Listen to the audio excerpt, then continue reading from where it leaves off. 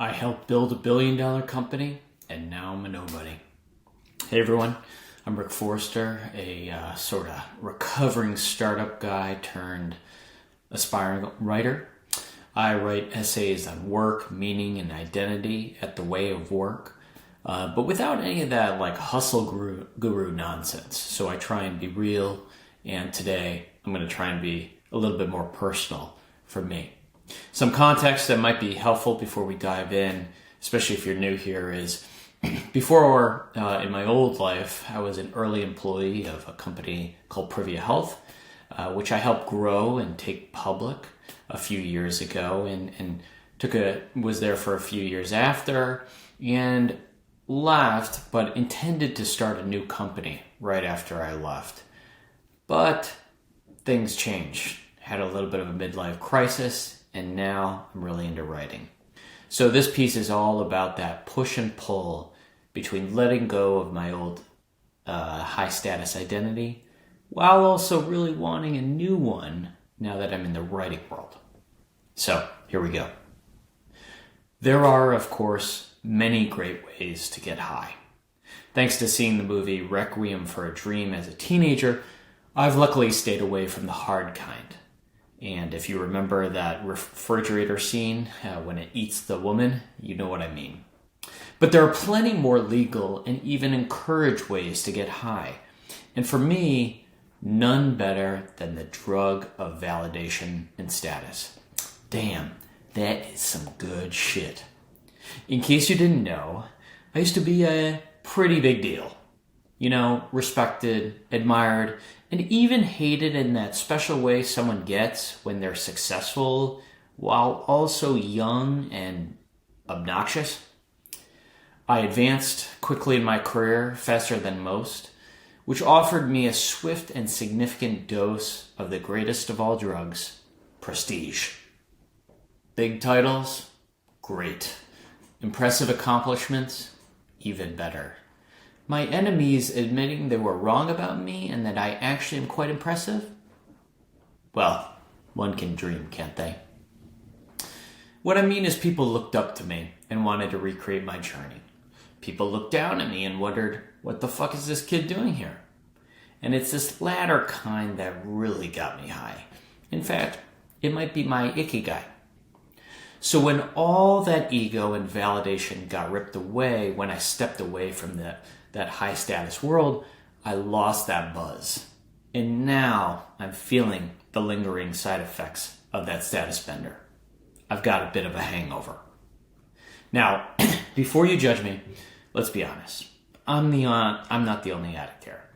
There are many who need to maintain that high. You know them. It could be the guy who's been successful for years, could probably coast now, maybe even step back, but can't. He needs that next deal, that next million, that next room where people know his name. This guy doesn't even know who he is unless he keeps chasing the rush. Or maybe it's the woman who keeps reaching, who says, well, after this next thing, I'll be good. After she makes partner, after her next bonus, after the whatever. There's always one more hit between her and peace. She thinks only then, for once, finally, she'll feel done. But she won't. You don't need big ambitions like these to get hooked on this high. Only a few dreams and some intermittent reinforcement here and there does the trick too.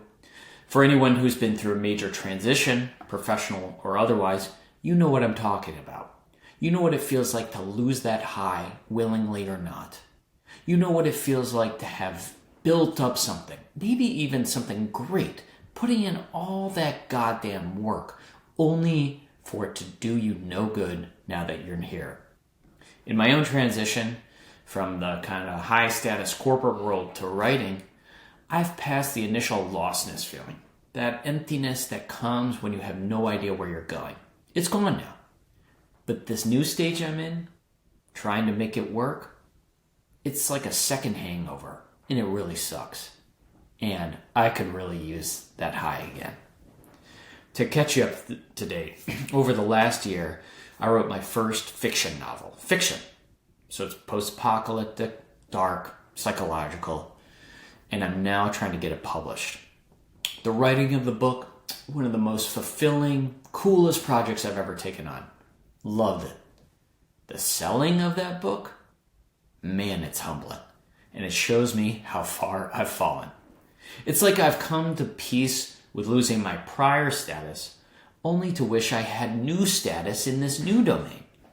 Because in the writing world, no one cares that I used to be a pretty big deal.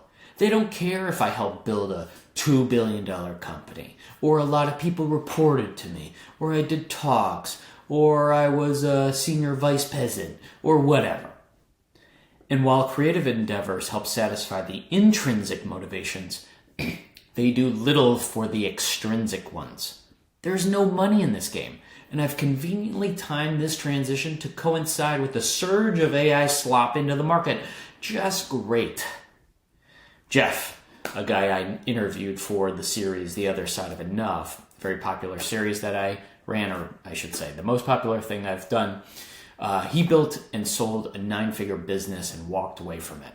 He said, quote, "When you get to where I am, it's time to embark on a second hero's journey. But the catch is that all the things you learned before are going to work against you now, because the dragon's already dead. Your sword does you no good at all."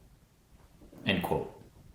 Now me, I want that book I wrote to be read, to be loved, to make lists and win awards and get optioned by Netflix. It doesn't matter if none of that is likely, I still want it. In my prior prestige-filled network, sorry, but they do me no good in this new world. And this is exactly the moment where some network and reputation would help me the most. Think about it. I wrote a dark, intense, post-apocalyptic story with a psychological bite. You know how many people from an old corporate world filled of healthcare executives care to read something like that? For example, this is going to hit. This hits me, at least. Is 100 people used to report to me, and now I'm not sure if 100 people will read my book. Oh. I'm no longer a pretty big deal. I'm a nothing deal. Now, if you've read my essays from before, you know that this is the part where I show you I'm now enlightened and I'm above all this nonsense and here's how you can too. I know that's what I'm supposed to say here. But I'd be lying if I said I don't still reach for a dose of that old validation drug. Just one last high for this project and I'll be done. I promise. Just one more high. One more? Tomorrow I'll quit. Today I get high.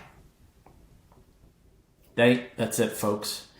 Thanks for joining me on this audio video episode or essay. If you liked it, let me know. This is the first one I've done, at least in a while. So if you liked it, let me know. And I'll keep doing it if enough people liked it. See you next time.